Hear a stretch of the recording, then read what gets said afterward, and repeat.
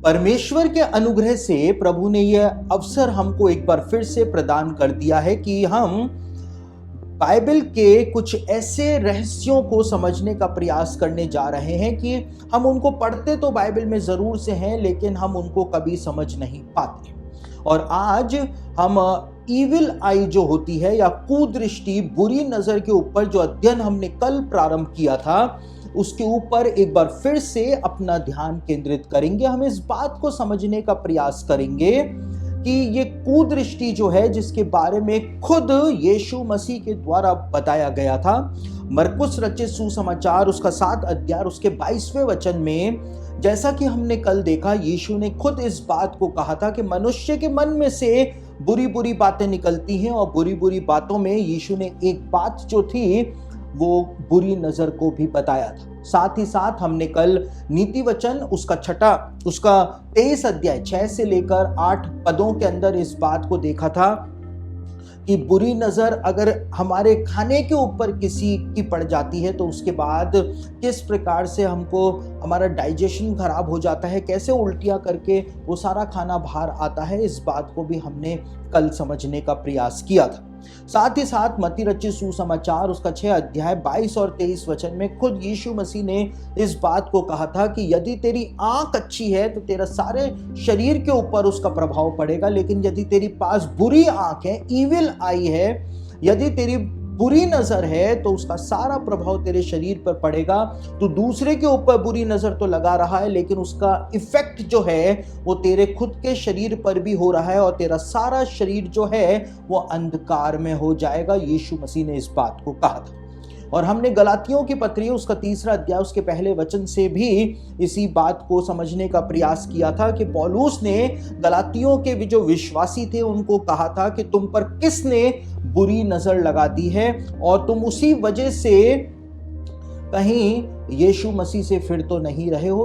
पौलुस ने इस बात को कहा था। साथ ही साथ मैंने कल आपको ये बात भी बताई थी कि बाइबल के अंदर कुल 24 रेफरेंसेस पाए जाते हैं जो कि बुरी नजर के बारे में बताते हैं। और एक किताब है जिसका नाम है बीवेयर द इविल आई। इस किताब के जो लेखक हैं जॉन इलियट, इन्होंने इस किताब के अंदर इस बात को बताया है कि बाइबल के अंदर 24 रेफरेंसेस पाए जाते हैं जो सीधे तौर पर बुरी नजर, ईविल आई के बारे में बताते हैं, लेकिन अनुवाद के समय हुई गलतियों के कारण हम कई बार उन वर्सेस को पढ़ते हैं बाइबल में, लेकिन हम कभी भी वहां पर नहीं समझ पाते हैं कि वहां पर बुरी नजर के बारे में कहा गया है, क्योंकि जो अनुवाद करने वाले थे उन्होंने कोई दूसरा शब्द वहां पर इस्तेमाल कर दिया, मूल शब्द इस्तेमाल नहीं किया, और इसी वजह से हम समझ नहीं पाते हैं कि वहां पर बुरी नजर के बारे में बाइबल में लिखा हुआ है। तो हमने कल बाइबल में से कई सारे रेफरेंसेस देखे थे जिसके द्वारा हमने इस बात को समझने का प्रयास किया था कि ये बुरी नजर वास्तव में होती है। और सबसे बड़ा प्रमाण तो इसका यही है कि खुद यीशु मसीह के द्वारा इस बात को बोला गया था कि मनुष्य के मन में से बुरी नजर भी बाहर आती है। तो आज हम अपने इस अध्ययन को आगे लेकर के जा रहे हैं। आज हम अपने अध्ययन के अंदर इस बात को समझने का प्रयास करेंगे कि ये बुरी नजर जब किसी को लग जाती है तो हम उसको कैसे डायग्नोस कर सकते हैं, कैसे पता लगा सकते हैं कि ये बुरी नजर लगी हुई है, और उसको हम कैसे यीशु मसीह के नाम के सामर्थ्य से तोड़ सकते हैं। वो सारी बातों का अध्ययन आज हम करेंगे। लेकिन सबसे पहले मैं यहूदियों के एक ट्रेडिशन के बारे में आपको बताना चाहता हूं जो आज भी इजराइल के अंदर फॉलो किया जाता है और पूरी दुनिया में अलग अलग जगहों पर, यहां तक कि भारत में भी वो ट्रेडिशन जो है वो फॉलो किया जाता है और उसको थूकने का ट्रेडिशन कहा जाता है। देखिए, मध्य पूर्व के अंदर यदि कोई व्यक्ति किसी के ऊपर थूके तो उसको बहुत ही ज्यादा अपमान भरा कार्य कहा जाता है। यानी आप किसी के हद से ज्यादा अगर किसी का अपमान करना चाहते हैं तो मध्य पूर्व में, मिडिल ईस्ट के अंदर आज भी ऐसा कस्टम पाया जाता है कि लोग एक दूसरे के ऊपर थूक देते हैं। थूकने को यदि किसी के ऊपर थूका उसकी बहुत बड़ी इंसल्ट मानी जाती है। लेकिन उसके बावजूद एक ट्रेडिशन है जो यहूदियों के द्वारा भी बाइबल के जमाने से फॉलो किया जाता रहा है, उसको थूकने का ट्रेडिशन कहा जाता है। थूकने की जो परंपरा है उसको कहा जाता है। और यहूदी लोग जब भी किसी की तारीफ करते हैं, या यहूदी लोग मानते हैं कि इसको बुरी नजर ना लग जाए, कितनी सुंदर ये लग रही है, या कितना सुंदर ये लग रहा है, ये बच्चा कितना सुंदर लग रहा है, तो उसकी तारीफ करने के बाद वो 3 बार थू थू थू करके ऐसे हवा में थूकते हैं, ताकि बुरी नजर जो है वो बच्चे को, या किसी लड़की को, या किसी लड़के को, या किसी भी व्यक्ति को बुरी नजर ना लग सके। तो ये 3 बार थूकने का जो ट्रेडिशन है, ये यहूदियों के अंदर बाइबल के जमाने से फॉलो किया जाता है। साथ ही साथ जो प्राचीन मिस्री लोग हुआ करते थे, वो भी ये 3 बार थूकने को का जो ट्रेडिशन था, इसको फॉलो किया करते थे। इसके साथ ही साथ जो प्राचीन यूनानी लोग थे, ग्रीस के जो लोग थे, वो भी इस ट्रेडिशन को फॉलो किया करते थे। जब भी वो किसी को बुरी नजर से बचाना चाहते थे तो 3 बार हवा में थूकते थे।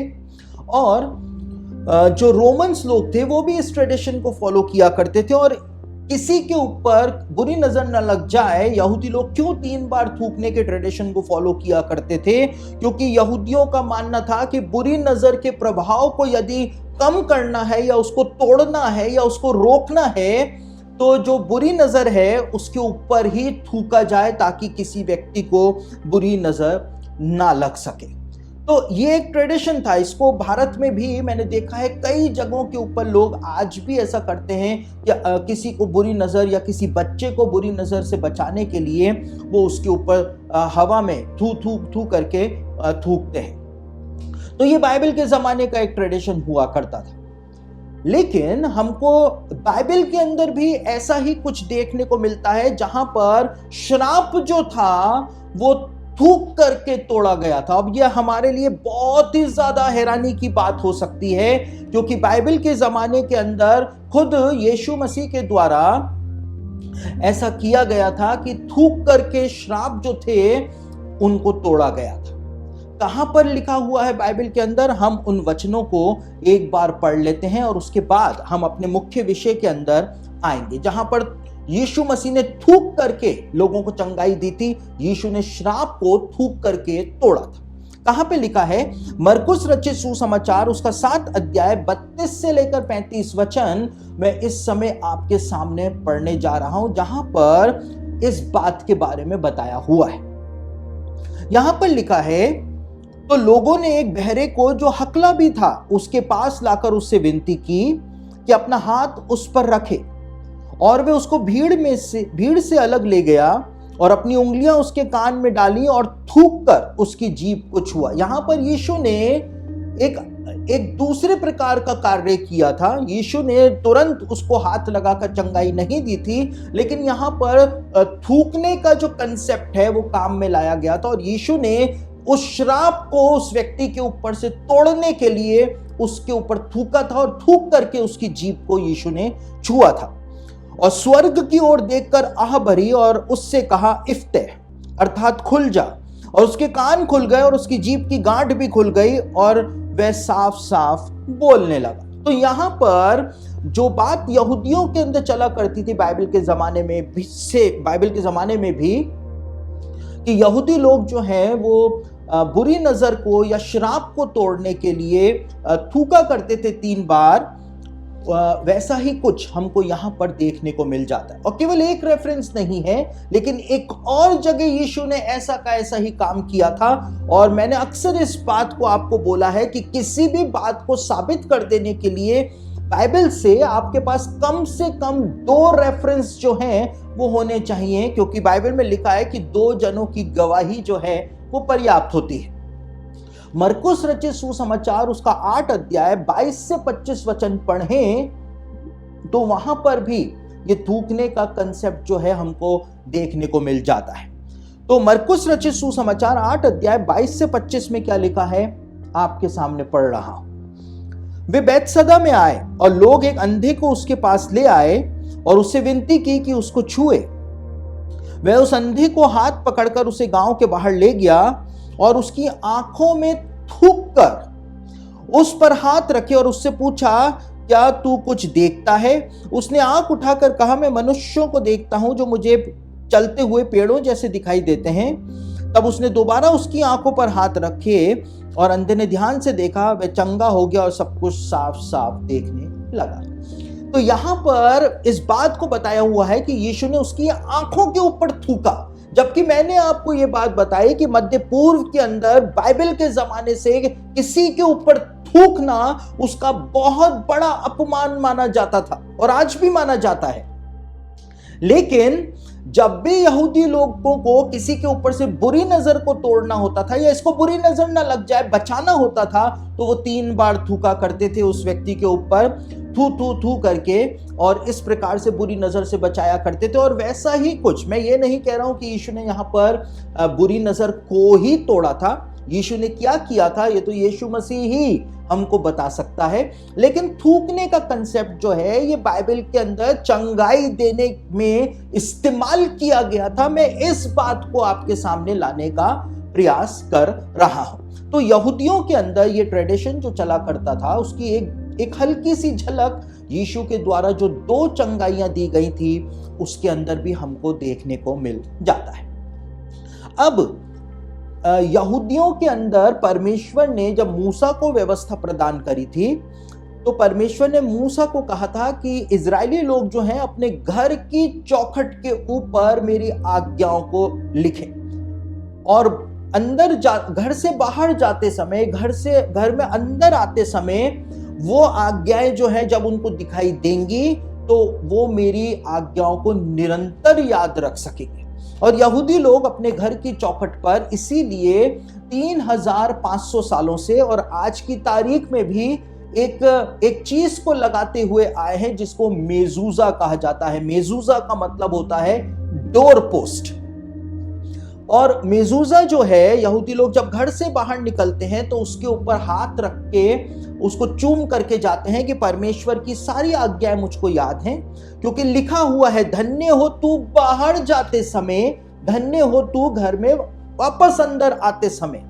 तो परमेश्वर ने यह आज्ञा मूसा को प्रदान करी थी, इसीलिए यहूदी लोग मेजूजा लगाते हैं। और मेजूजा के ऊपर श अल्फाबेट जो है हिब्रू भाषा का, जिससे शदाय, अल शदाय जो परमेश्वर का नाम है वो बनता है, वो श अल्फाबेट जो है वो उस मेजूजा के ऊपर लिखा रहता है, जो इस बात को प्रकट करता है कि ये घर जिस पर ये मेजूजा लगा हुआ है, इस घर का प्रोटेक्टर जो है, इस घर में रहने वालों का रक्षा देने वाला, सुरक्षा देने वाला जो है वो और कोई नहीं, वो अल शदाय है, वो परमेश्वर है। इसलिए कोई भी बुरी चीज इनके घर के अंदर नहीं आ सकती। तो यहूदी लोग जब मेजूजा लगाते हैं तो इसका मतलब ये था कि जब वो बाहर जाते हैं तो परमेश्वर की सुरक्षा को लेकर के जाते थे, और जब वो अंदर आते थे अपने घर के अंदर तो उनके ऊपर यदि कोई बुरी नजर लगी है, कोई दुष्ट आत्मा उनके पीछे लगी है, या कुछ भी उनके साथ शैतानी हुआ है, तो वो चीज जो होती थी उनके साथ साथ उनके घर के अंदर प्रवेश नहीं कर सकती थी। क्यों नहीं कर सकती थी? क्योंकि माना जाता था कि दरवाजे के ऊपर परमेश्वर का नाम अल शदाय लिखा हुआ है। अल शदाय खुद ही इस घर का रक्षक है, इसलिए कोई भी शैतानी चीज उनके घर के अंदर प्रवेश नहीं कर सकती। तो ये कंसेप्ट जो है ये यहूदियों के अंदर बाइबल के जमाने से चलता हुआ आया है।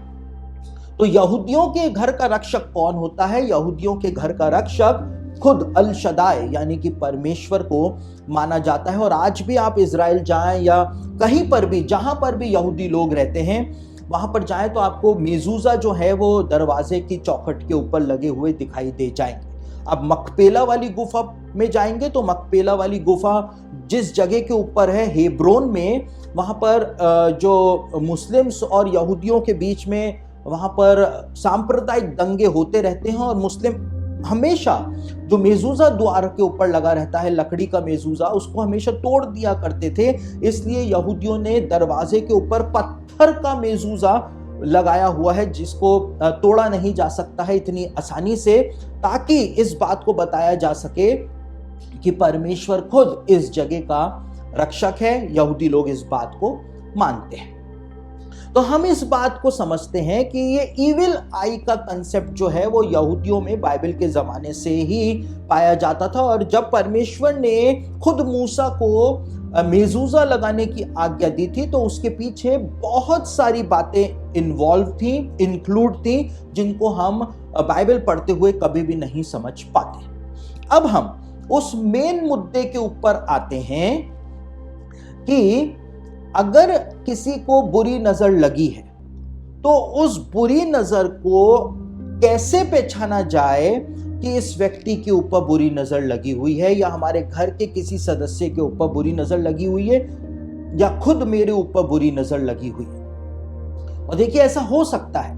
अब कई सारे, जब हम इसको एडिट करके, इस स्टडी को एडिट करके यूट्यूब पे डालेंगे, तो कई सारे होशियार मसीही आएंगे कमेंट करने के लिए, और वो उस सेक्शन को काट काट करके निकालेंगे और फिर यूट्यूब पे लगा करके कहेंगे कि देखो, ये बंदा जो है, जो अपने आप को पास्टर कहता है, ये कैसे अंधविश्वास फैला रहा है। लेकिन पौलुस ने क्या कहा?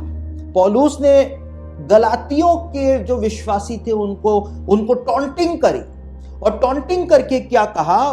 टॉन्टिंग करके कहा कि हे निर्बुद्धि गलातियों, तुम पर किसने बुरी नजर लगा दी कि तुम अपने विश्वास से बहक रहे हो? इस बात को पौलुस ने कहा। यानी वो विश्वासियों को बोल रहा था, टॉन्टिंग कर रहा था कि तुम पे बुरी नजर लग गई है क्या? यानी पौलुस ने सिग्नल दे दिया था, पौलुस ने एक संकेत दे दिया था कि विश्वासियों को बुरी नजर लग सकती है। अब वो जमाने भर के रेफरेंसेस लेकर के आप मेरे पास ना आए, जो कि आप आकर के कहें कि याकूब पर कोई मंत्र नहीं चल सकता, इजराइल पर भावी कहना कोई अर्थ नहीं करता, यीशु का लहू हमारे पास है, ये वो सब बातें लेकर के आप मेरे पास ना आए, क्योंकि यीशु का लहू ही है जो हमको प्रोटेक्ट करता है, और विश्वासियों के ऊपर कोई भी शैतानी चीज काम नहीं कर सकती है। लेकिन हमारा जीवन जो है वो इस योग्य भी होना चाहिए। साथ ही साथ में कभी कभी हमारे आत्मिक जीवन के अंदर लैप्स आ जाता है, जिस वजह से कोई सुराग जब होता है तो कुछ चीज घुस जाती है, तो उसको हम दरकिनार नहीं कर सकते हैं। अगर कोई बीमारी हो गई है तो उसकी दवा लेना बहुत ही ज्यादा जरूरी होता है, वरना वो बीमारी जो है वो बढ़ती चली जाती है। और देखिए, मैं इस विषय के ऊपर बिल्कुल भी स्टडी आप लोगों को नहीं देता, इविल आई के ऊपर कभी भी आप लोगों को स्टडी नहीं देता।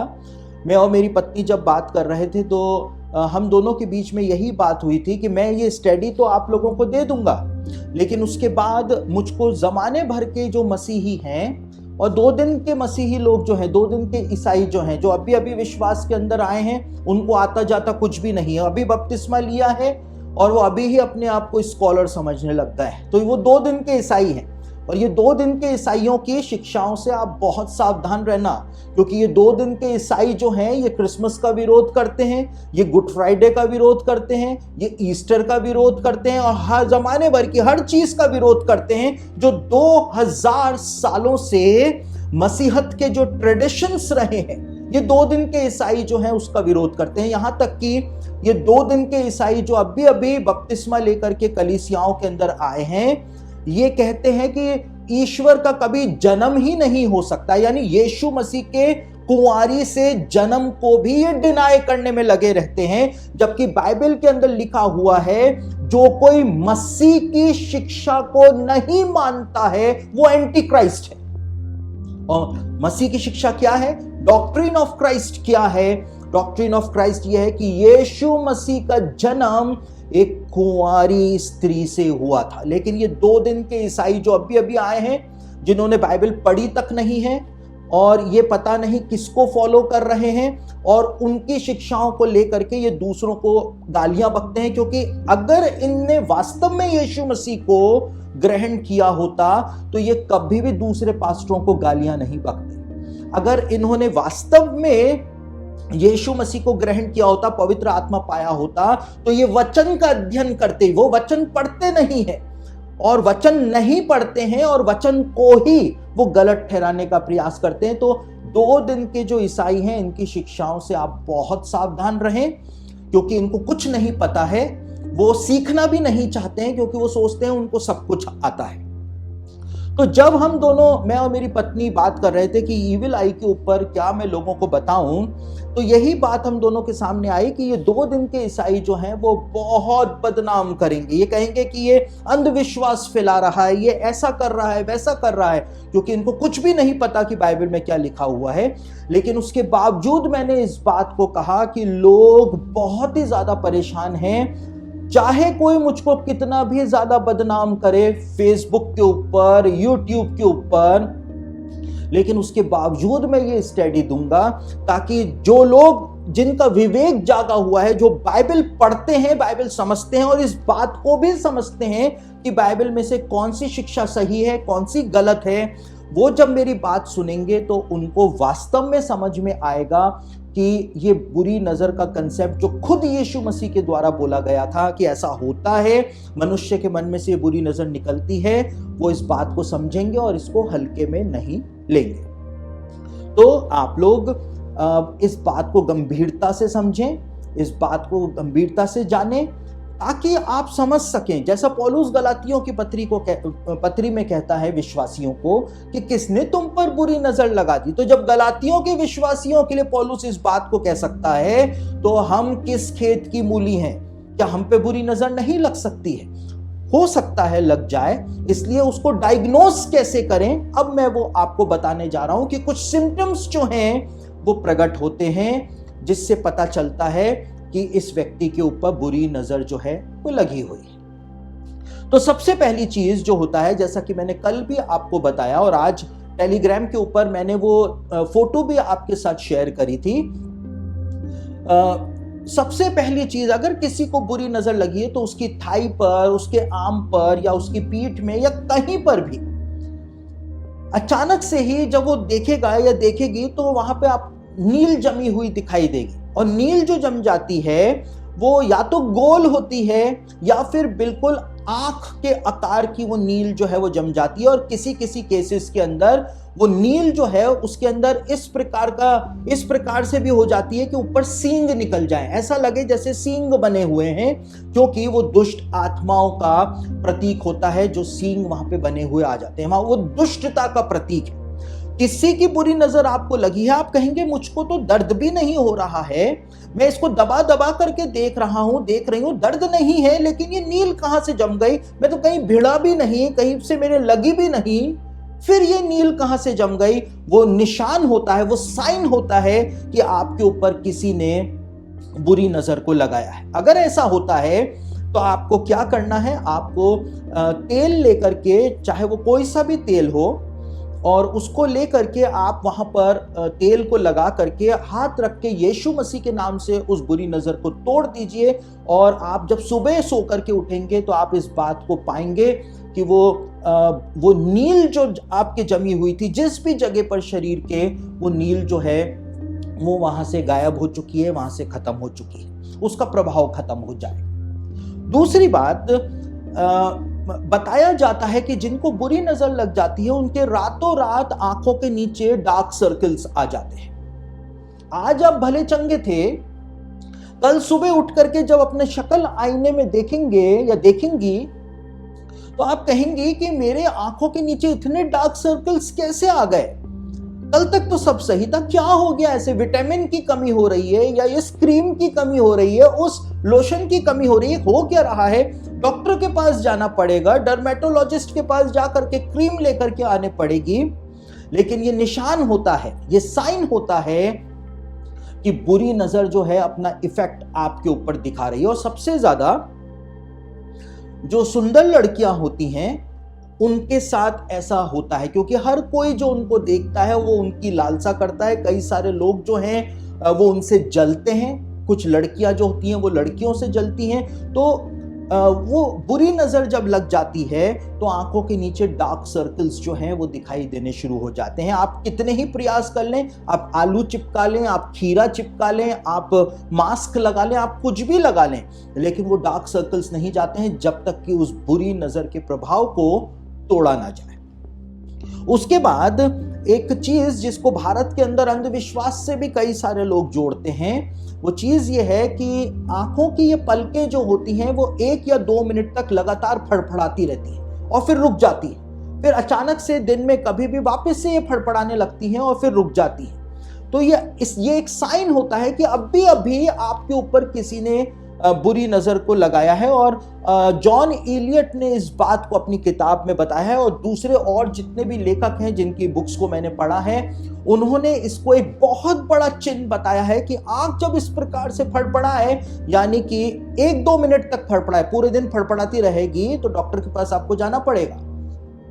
लेकिन 1-2 मिनट तक फड़फड़ा करके आंख अगर बिल्कुल नॉर्मल हो जाए, इसका मतलब आपके ऊपर बुरी नजर का प्रभाव काम कर रहा है, और यीशु मसीह के नाम से उसको आपको अपने ऊपर से तोड़ना पड़ेगा। साथ ही साथ एक और सिम्टम होता है जिससे हम जान सकते हैं कि बुरी नजर वहां पर काम कर रही है, और वो सिम्टम है कि अचानक से आप कहीं पर गिर जाएं, और फिर दिन के अंदर 2-3 बार आप गिर जाएं, आपकी गाड़ी पर से स्लिप हो जाए। एक बार गाड़ी पर से स्लिप हो गए तो चल जाएगा, दूसरी बार वापस से स्लिप हो जाए, तीसरी बार वापस से स्लिप हो जाए, या ऑफिस की सीढ़ियां चढ़ते हुए आपका पैर मुड़ जाए, तो आपको समझ जाना है कि यहां पर ये सब कोइंसिडेंटली नहीं हो रहा है, संयोगवश ऐसा कुछ भी नहीं हो रहा है।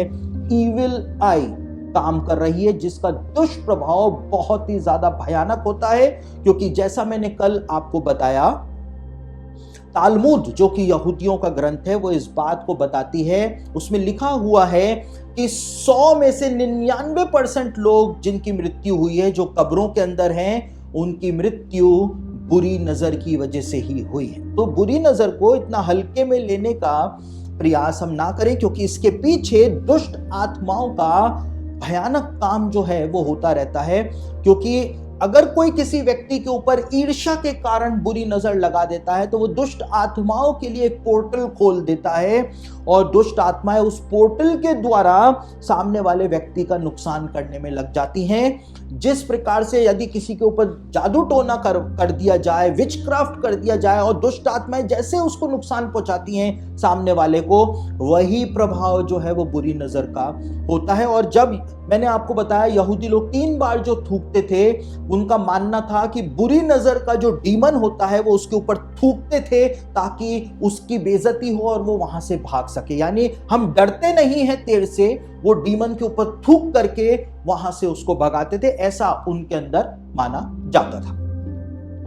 तीसरा 5वीं बात जो है जिससे हम पता लगा सकते हैं, जैसा कि जो लेखक हैं जिन्होंने इस विषय के ऊपर किताबों को लिखा है, अपनी किताबों में बताते हैं कि जब एक व्यक्ति का निरंतर हेयर लॉस होना शुरू हो जाए, बाल झड़ने शुरू हो जाएं, और खास तौर से जो लड़कियां होती हैं, महिलाएं होती हैं, उनके गुच्छों में बाल निकलना शुरू हो जाएं, या जो मांग होती है, मांग में से बाल निकलना शुरू हो जाए, बहुत ज्यादा मांग खाली होना शुरू हो जाए, इसका मतलब बुरी नजर वहां पर काम कर रही है। अगर आपने उस बुरी नजर को नहीं तोड़ा समय रहते, तो गंजापन पूरे शरीर के ऊपर आ सकता है, क्योंकि आपकी सुंदरता के ऊपर किसी ने बुरी नजर को लगाया है, या किसी ने जल के ईर्ष्या के मारे आपके ऊपर बुरी नजर को लगाया है। इस वजह से बाल जो हैं वो झड़ना शुरू हो जाते हैं। इससे आप डायग्नोज कर सकते हैं कि बुरी नजर जो है वो काम कर रही है। दूसरा मैंने कल आपको बताया था, जो कि 6ठी बात है, जिसके बारे में स्कॉलर्स बताते हैं कि भयानक सरदर्द जो है वो होना शुरू हो जाता है। और भयानक सरदर्द जो होता है, अगर देखिए सरदर्द जब होता है तो हमारे पास दवाएं हैं, हम दवाएं ले सकते हैं, तो जरूरी नहीं है कि सारे सरदर्द जो है वो बुरी नजर की वजह से होते हैं। लेकिन स्पेसिफिकली स्कॉलर्स बताते हैं कि जब सामने की तरफ माथे पर दर्द हो, या कनपट्टियां फट रही हो, एक कनपट्टी फटे तो कोई प्रॉब्लम नहीं है, आप दवाई लीजिए, आप ठीक हो जाएंगे। लेकिन दोनों कनपट्टियां फट रही हो और यहां पे माथे में दर्द हो रहा हो, इसका मतलब होता है कि किसी ने आपके ऊपर बुरी नजर को लगाया है, और आपको उस बुरी नजर को तोड़ने की जरूरत है। तो ये 6 बातें हैं जिनसे आप पता लगा सकते हैं। 7वीं बात जो है वो है इनफर्टिलिटी आ जाती है। जैसा कि मैंने कल भी आपको बताया था कि कई सारे लोग ऐसे होते हैं जो जब नवविवाहित दूल्हा दुल्हन सामने आते हैं तो उनके ऊपर नजर लगा देते हैं, और नजर लगाने के कारण वो उनके शरीर के अंदर कोई भी प्रॉब्लम नहीं होती है, लेकिन वो संतान उत्पन्न नहीं कर पाते हैं। सालों साल बीत जाते हैं, वो रोते रहते हैं, परेशान रहते हैं, वो परमेश्वर से प्रार्थना करते रहते हैं, ना जाने किस किस जगह पे जाकर के इलाज करा लेते हैं। उनको इलाज की जरूरत भी नहीं होती है, लेकिन फिर भी उनको इलाज कराना पड़ता है। आवश्यकता है कि उनको बैठ करके जो चीजें मैं आगे बताऊंगा उस तरह से जब वो प्रार्थना करेंगे, उस बुरी नजर के प्रभाव को तोड़ेंगे, तो परमेश्वर जरूर से उनको ब्लेस करेगा और उनको अपनी आशीष परमेश्वर प्रदान करेगा। तो बुरी नजर को जब तक तोड़ा ना जाए तब तक इनफर्टिलिटी को भी खत्म नहीं किया जा सकता है ऐसे जोड़ों में से। उसके बाद अगर किसी को बुरी नजर लगती है तो उसको नींद नहीं आती है, कई कई रातें बीत जाती हैं, बैठे बैठे बस छत को देखते देखते, लेटा हुआ है, छत देख रहा है, नींद नहीं आ रही है, दिन में भी नींद नहीं आ रही, उसकी नींद उड़ जाती है। वो भी एक साइन होता है कि बुरी नजर जो है वो काम कर रही है। दूसरा, स्कॉलर्स बताते हैं कि किसी जगह के ऊपर खुजली होना शुरू हो जाए, ईचिंग होना शुरू हो जाए, आप देखें वहां पर कुछ भी काटा हुआ नहीं है, लेकिन आपको भयानक खुजली उस जगह के ऊपर हो रही है, समझ में नहीं आ रहा है कि खुजली आखिर क्यों हो रही है, यह भी एक साइन होता है कि आपके ऊपर किसी ने बुरी नजर को लगाया है। और एक और बहुत महत्वपूर्ण बात मैं आपको बताने जा रहा हूं। जब किसी के पैर के अंदर क्रैम्प आता है, टांग में क्रैम्प आता है, लेग क्रैम्प जिसको कहते हैं, या हिंदी में उसको कहते हैं बायटा आ जाना।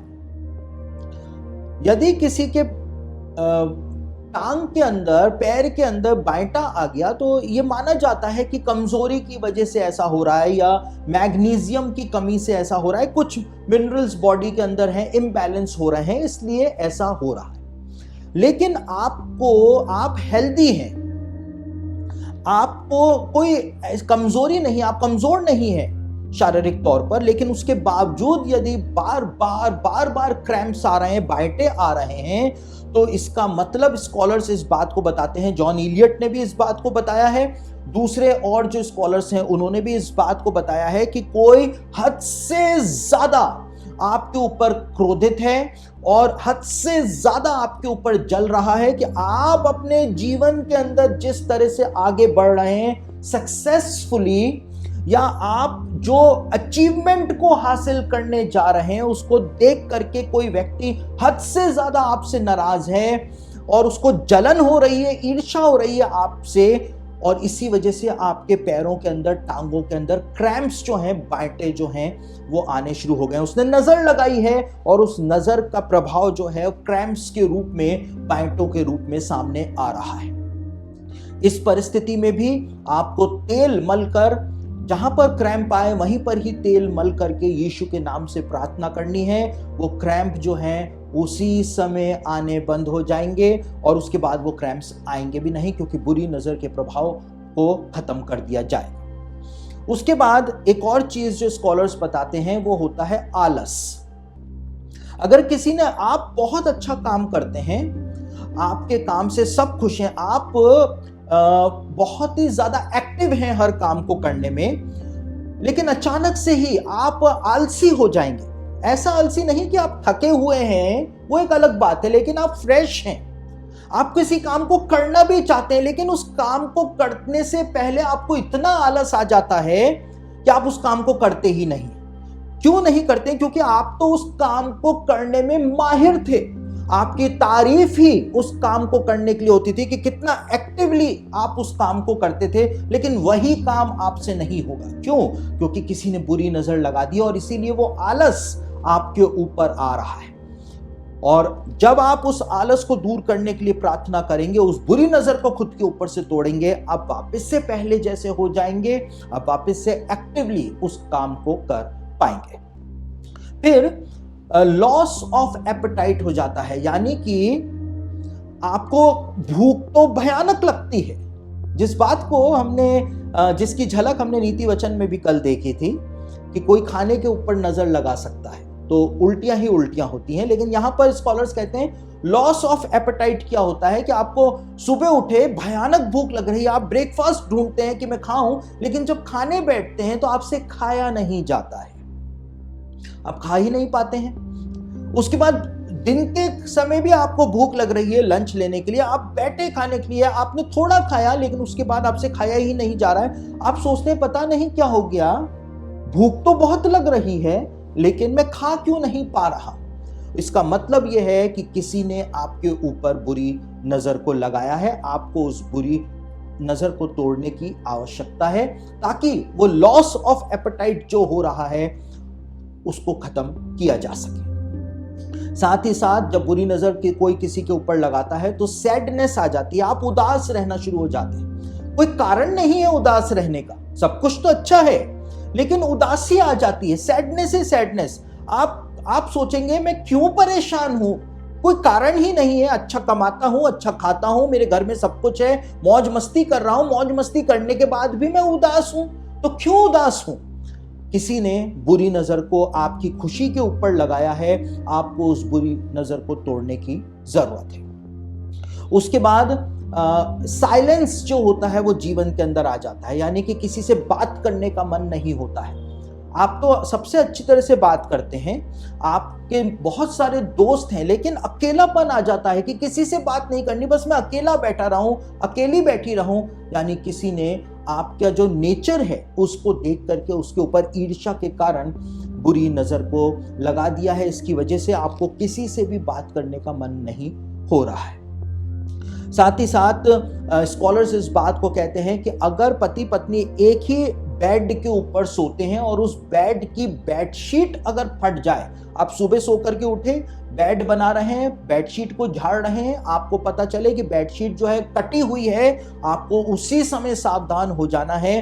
क्यों सावधान हो जाना है? क्योंकि किसी ने आपकी सेक्सुअल लाइफ के ऊपर, पति पत्नी की जो सेक्सुअल लाइफ होती है उसके ऊपर नजर, बुरी नजर को लगाया है। इसका निशान जो है वो बेडशीट फट करके दे रही है। आपको उसी समय अपने आप को यीशु के लहू से ढक लेने की जरूरत है, उस बुरी नजर को तोड़ देने की जरूरत है।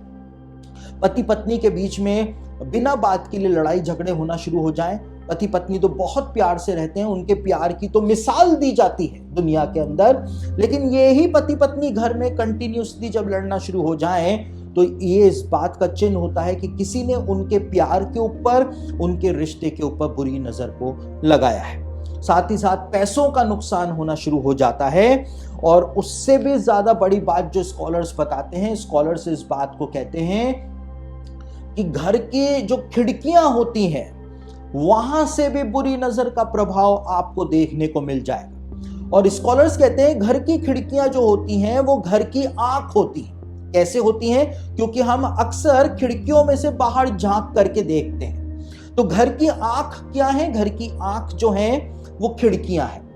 आपने खिड़कियों के जो शीशे हैं उनको पूरी तरह से साफ कर रखा है, चमचमाते हुए आपके शीशे हैं घर की खिड़कियों के, लेकिन वो शीशे कितना भी आप साफ कर लें, वो बार बार वो शीशे जो होंगे आपकी खिड़कियों के, वो मटमैले हो जाएंगे या ब्लर हो जाएंगे। क्यों हो जाएंगे? वो इस बात का चिन्ह होता है कि किसी ने आपके घर के ऊपर, क्योंकि आपका घर इतना सुंदर है या आप बहुत ज्यादा खुशहाल जीवन जीते हैं, आपके घर के ऊपर या आपके परिवार के ऊपर किसी ने बुरी नजर को लगाया है ईर्ष्या के कारण। इस वजह से घर की खिड़कियों के जो शीशे होते हैं वो कितना भी साफ कर लिया जाए लेकिन वो बार बार ब्लर हो जाते हैं या मटमैले हो जाते हैं। तो स्कॉलर्स इस बात को कहते हैं। साथ ही साथ स्कॉलर्स इस बात को बताते हैं कि अगर आपके घर की खिड़कियां जो हैं जिसमें शीशे लगे हुए हैं वहां पर चिड़िया आकर के बार बार चोंच मारती है, चिड़िया उन शीशों को तोड़ करके घर के अंदर घुसने का प्रयास करती है। कबूतर हो सकता है, फाख्ता हो सकता है, कौवा हो सकता है, या छोटी चिड़िया जो गौरैया होती है वो हो सकती है। वो आकर के अगर पीख मारती है शीशों के ऊपर, खिड़कियों के, और अंदर आने की कोशिश करती है, ये एक बुरा संकेत होता है कि किसी ने बहुत ही भयानक बुरी नजर जो है ईर्ष्या के कारण आपके घर के ऊपर, आपके परिवार के ऊपर लगाई है। और डीमंस जो हैं, अब उस परिवार का नाश करने के लिए पूरी तरह से प्रयासरत हो रखे हैं, ताकि किसी भी प्रकार से वो उस घर के अंदर घुस सकें और उस घर का नाश कर सकें। तो स्कॉलर्स इस बात के अंदर बताते हैं, साथ ही साथ स्कॉलर्स इस बात को भी कहते हैं कि अगर कोई पक्षी आपकी कार से आकर के टकरा जाता है और मर जाता है, वो भी साइन होता है कि किसी ने आपके ऊपर बुरी नजर को लगाया है। आसमान में ईगल उड़ रहा है, चील आसमान में उड़ रही है, इतनी ऊंचाई पर उड़ती है, वही चील जो है आकर के अगर आपकी कार से टकरा जाए, स्कॉलर्स कहते हैं कि ये तो सबसे बड़ा साइन होता है कि आपको सतर्क हो जाना चाहिए, गंभीर हो जाना चाहिए, क्योंकि इतनी ऊंचाई पर उड़ने वाला पक्षी जो है अगर आपकी कार से आकर के टकरा जाए तो इसका मतलब है किसी ने बहुत ही बुरी ईर्ष्या से आपके ऊपर बुरी नजर को लगाया है। कई बार कबूतर आकर के टकरा जाते हैं गाड़ियों से, कई बार दूसरे पक्षी आकर के टकरा जाते हैं, जो हो नहीं सकता है। वो स्कॉलर्स बताते हैं वो साइन होता है जो इस बात को बताता है कि बुरी नजर काम कर रही है। और अंत में जो 20वां चिन्ह होता है जिससे हम डायग्नोस कर सकते हैं, जो कि छोटे बच्चे जो होते हैं, जो मैंने कल भी आपको कहा था, माता पिता परेशान हो जाते हैं कि ये छोटा बच्चा क्यों रो रहा है, क्यों रो रहा है, इसको क्या हो गया, इसको क्या हो गया, इसको क्या हो गया, अभी तक तो सही था, अभी फंक्शन में से आए उसके बाद से रोना बंद नहीं कर रहा है। उस बच्चे का पेट दुखना शुरू हो जाता है, वो बच्चा पेट के दर्द की वजह से चिल्ला चिल्ला करके रोना शुरू कर देता है। क्या होता है जब बुरी नजर लगती है तो उसका प्रभाव ये होता है कि पेट के अंदर दर्द होना शुरू हो जाता है, चाहे वो छोटे मासूम बच्चे के साथ हो, चाहे वो किसी बड़े के साथ हो, अधेड़ के साथ हो, बुजुर्ग के साथ हो। लेकिन बुरी नजर का एक प्रभाव ये भी होता है कि दवाइयों से भी वो पेट दर्द जो है वो ठीक नहीं होता है, इंजेक्शन लगवा दिए जाएं पेट दर्द के तो भी वो पेट दर्द ठीक नहीं होता है। ये इस बात का चिन्ह होता है कि अब वहां पर बुरी नजर काम कर रही है, और उस बुरी नजर को जब तक नहीं तोड़ा जाएगा तब तक ये पेट दर्द जो है वो ठीक नहीं होगा। तो स्कॉलर्स जो है ये 20 चिन्ह बताते हैं, और भी बहुत सारे चिन्ह स्कॉलर्स बताते हैं, कम से कम 60 या 70 चिन्ह जो हैं वो स्कॉलर्स बताते हैं कि बुरी नजर किस प्रकार से काम करती है और उसको किस प्रकार से डायग्नोस जो है वो किया जा सकता है। फिजिकल साइंस वो बताते हैं, साइकोलॉजिकल इफेक्ट्स वो बताते हैं, अलग अलग प्रकार के इफेक्ट्स जो बुरी नजर की वजह से होते हैं स्कॉलर्स अपनी किताबों में बताते हैं। और जैसा कि मैंने कल भी आपके सामने इस बात को रखा था कि अब साइंटिफिकली भी रिसर्च के द्वारा ये बात साबित हो चुकी है कि इंसान की आंखों में से इलेक्ट्रोमैग्नेटिक सिग्नल्स निकलते हैं, एनर्जी निकलती है, और वो सामने वाले से जाकर के टकराती है। ये बात तो अब साइंस ने भी मान ली है। तो बुरी नज़र का प्रभाव जो है वो बहुत ही ज़्यादा भयानक होता है, और हमको इसको हल्के में नहीं लेना है, लेकिन हम आसानी से इस बुरी नज़र के प्रभाव को अपने जीवन के ऊपर से, अपने प्रियजनों के जीवन के ऊपर से, अपने रिश्तेदारों के जीवनों के ऊपर से इजीली हम लोग तोड़ सकते हैं। और कैसे तोड़ सकते हैं, इससे कैसे छुटकारा पाया जा सकता है। अगर कोई भी साइन प्रकट हो रहा है जो बता रहा हो कि बुरी नजर यहां पर काम कर रही है, तो आपको उस बुरी नजर को तोड़ने के लिए क्या करना पड़ेगा। और यहूदी रब्बी इस बात को कहते हैं कि अगर घर के ऊपर किसी की बुरी नजर लगी है तो उसके चिन्ह प्रकट होते हैं। मैंने आपको कल बताया था कि अगर घर के ऊपर, आपके घर के ऊपर किसी की बुरी नजर लगी है तो घर का सामान जो है वो खराब होना शुरू हो जाएगा। घर जो है, आपको अपना ही घर जो है वो कबाड़ खाने जैसा दिखाई देना शुरू हो जाएगा। ये साइन होता है कि घर के ऊपर बुरी नजर लगी हुई है। तो इसके प्रभाव को कैसे तोड़ा जाए। यहूदी रब्बी इस बात को कहते हैं कि भजन संहिता 121 का 1 से 8 वचन जो है उसको जोर जोर से घर में खड़े होकर के पहले तो पढ़ा जाए, फिर उसके बाद, अब यहां पर हमको क्रिश्चियन कंसेप्ट में हम आते हैं। मैंने आपको दुष्ट आत्माओं के हमले से बचने के लिए जो बातें बताई थी, मैंने आपको कहा था आप अपोस्टोलिक क्रीड जो है रोज प्रार्थना के दौरान बोलिए, प्रेरितों का विश्वास वचन रोज बोलिए। तो सबसे पहले भजन संहिता 121 1 से 8 को आपको पढ़ना है अपने घर में खड़े होकर के। उसके बाद प्रेरितों का विश्वास वचन आपको बोलना है। उसके बाद जब उसको बोल लें तो जो धन्यवादियां हैं जो यीशु मसीह ने अपने पर्वतीय संदेश से दी थी, सर्मन ऑन द माउंट पर दी थी, उन सारी धन्यवादियों को आपको अपने घर के अंदर प्रोक्लेम करना है। उसके बाद यीशु मसीह के नाम से आपको प्रार्थना करनी है। आपको हर एक प्रकार की बुरी नजर को, चाहे वो किसी के द्वारा भी लगाई गई हो, आपको पता भी नहीं हो, उस बुरी नजर को यीशु के नाम से आपको बोल करके तोड़ देना है। और उसके बाद यीशु के लहू का प्रोटेक्शन परमेश्वर से अपने घर और परिवार के लिए आपको मांगना है। और जब ये हो जाए तो आप प्रभु की प्रार्थना जरूर से करें। और प्रभु की प्रार्थना करने के बाद आशीष वचन जो है, अगर आप किसी पास्टर को बुला करके, प्रीस्ट को बुला करके अपने घर के ऊपर से ऐसा कोई बुरी नजर को तोड़वाएं तो ज्यादा बेहतर होगा, क्योंकि जब पास्टर आकर के करेगा या प्रभु का सेवक आकर के आपके लिए वहां पे प्रार्थना करेगा इस प्रकार से, तो वो अंत में आशीष वचन भी देगा, जिसको बेनेडिक्शन कहा जाता है, यानी परमेश्वर की आशीष अब इस परिवार के ऊपर आ चुकी है। तो इस प्रकार से घर के ऊपर से आप बुरी नजर के प्रभाव को तुरंत, मैं कहता हूं तुरंत आप लोग तोड़ सकते हैं। साथ ही यदि किसी आपके प्रियजन के ऊपर या आपके ऊपर ही यदि बुरी नजर का प्रभाव आपको दिखाई दे रहा है तो आपको क्या करना है, आपको भजन संहिता 30 अध्याय, आपको भजन संहिता 41 अध्याय और भजन संहिता 91 जो है उसको जोर जोर से आपको पहले तो बोलना है। उसके बाद आपको प्रेरितों का विश्वास वचन बोलना है। फिर आपको जो धन्यवादियां हैं जो यीशु ने सरमन ऑन द माउंट पे दी थी, आपको वो दोहरानी है। फिर आपको यीशु के नाम से प्रार्थना करनी है और आपको प्रभु की प्रार्थना करनी है। इस प्रकार से आप उस बुरी नजर के प्रभाव को अपने ऊपर से, अपने प्रियजनों के ऊपर से और खास तौर से जो छोटे बच्चे होते हैं उनके ऊपर से आप खत्म कर पाएंगे और पूरी तरह से वो बुरी नजर जो है वो दूर हो जाएगी। तो बाइबल के अंदर एक बात लिखी हुई है। बाइबल के अंदर एक बात क्या लिखी हुई है? बाइबल में लिखा हुआ है कि मेरे ज्ञान के ना होने से मेरी प्रजा नाश हो जाती है, मेरे ज्ञान के अभाव में मेरी प्रजा गुलामी के अंदर चली जाती है। तो मैंने आपके सामने एक बेसिक कंसेप्ट को रखा है।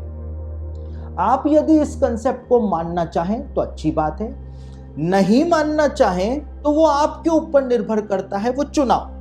मैं आपको फोर्स नहीं कर रहा हूं कि जो बात मैंने आपके सामने रखी है आप उसको वैसा ही मानें।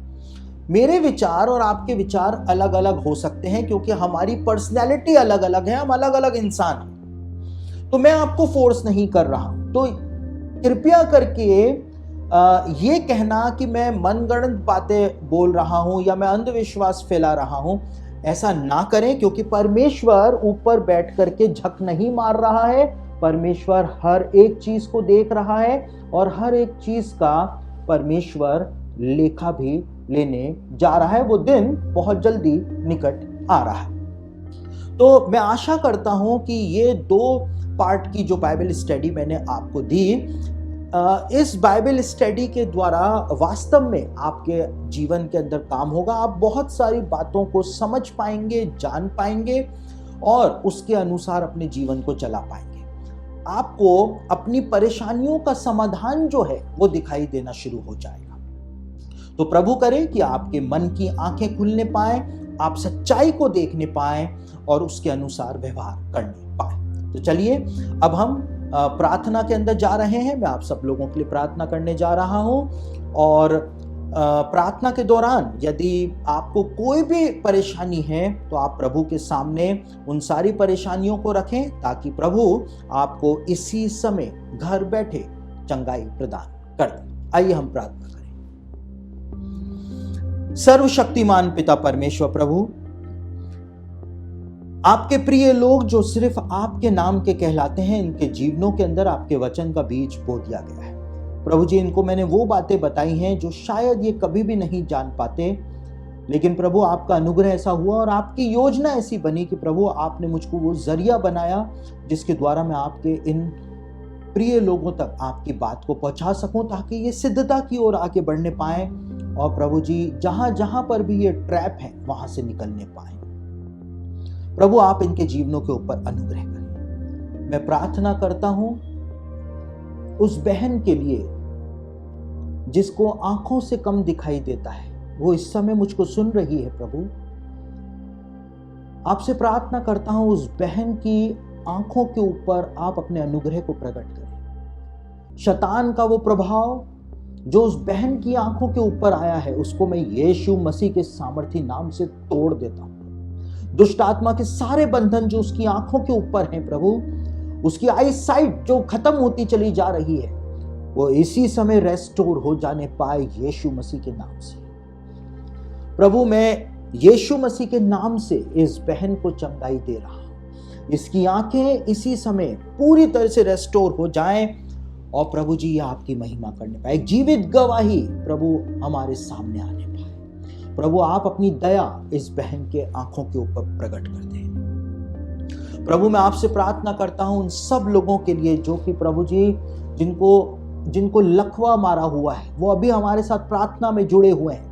यीशु मसीह के नाम से आपके पवित्र आत्मा का सामर्थ, वो चंगाई का सामर्थ उनके शरीरों के अंदर उतर जाने पाए। प्रभु ये लकवा यीशु के नाम से खत्म हो जाने पाए। वो अपने बिस्तरों से उठ करके खड़े होने पाए। प्रभु आपने प्रभु जी अपने सामर्थ को प्रकट किया है, इसके लिए मैं आपका धन्यवाद करता हूं। प्रभु जी जिस प्रकार से आपने उस लकवे के मारे हुए को उठा करके खड़ा कर दिया था, उसी प्रकार से आप इनको उठा करके खड़ा कर दें। प्रभु इनके ऊपर आपकी महिमा प्रकट हो जाने पाए, आपका सामर्थ प्रकट हो जाने पाए। खास तौर से जिन के ऊपर कोई भी किसी भी प्रकार की बुरी नजर का प्रभाव काम कर रहा है, मैं उस बुरी नजर के ऊपर यीशु मसीह के नाम से अधिकार लेता हूं और इनके ऊपर लगी हुई हर एक बुरी नजर को मैं यीशु के नाम से तोड़ देता हूं प्रभु, और यीशु के लहू को इनके ऊपर लगा देता हूं। आप अपनी महिमा और अपने सामर्थ को दिखाएं प्रभु, अपनी कृपा को प्रकट करें। प्रभु जी जिनको चलने में तकलीफ है उनके पैरों के अंदर बल आ जाने पाए। प्रभु जी वो नसें प्रॉपर रूप से काम करना शुरू कर दें। एक बहन है जिसकी कमर के अंदर बहुत दर्द हो रहा है, उसने अभी कमर पर पट्टा भी लगाया हुआ है। यीशु मसीह ने उसके कमर दर्द को इसी समय दूर कर दिया है। उस बहन को अपनी कमर की तरफ जो रीढ़ की हड्डी जहां पर होती है वहां पर इस समय बहुत ही भयानक गर्मी महसूस हो रही है, क्योंकि यीशु ने वहां पर अपना हाथ रख दिया है। प्रभु आपका धन्यवाद हो कि आपने इस बहन के दर्द को दूर कर दिया है। मैं प्रभु इस बहन के लिए आपका धन्यवाद करता हूं। आपसे प्रार्थना करता हूं कि अपने अद्भुत महिमा अपने लोगों के ऊपर प्रकट करें। प्रभु जी इनकी बीमारियां यीशु के नाम से दूर हो जाने पाए। हर एक प्रकार का सर दर्द यीशु के नाम से दूर हो जाने पाए। हर एक प्रकार के अल्सर यीशु के नाम से दूर हो जाने पाए। प्रभु आपकी महिमा इनके जीवन के अंदर प्रकट हो जाने पाए। प्रभु आप इनको ब्लेस करें, हर एक प्रकार की आशीष इनके जीवन के अंदर उतरने पाए। मैं इनको यीशु मसीह के नाम से आपके हाथों में सौंप रहा हूं, यीशु के नाम से, आमीन।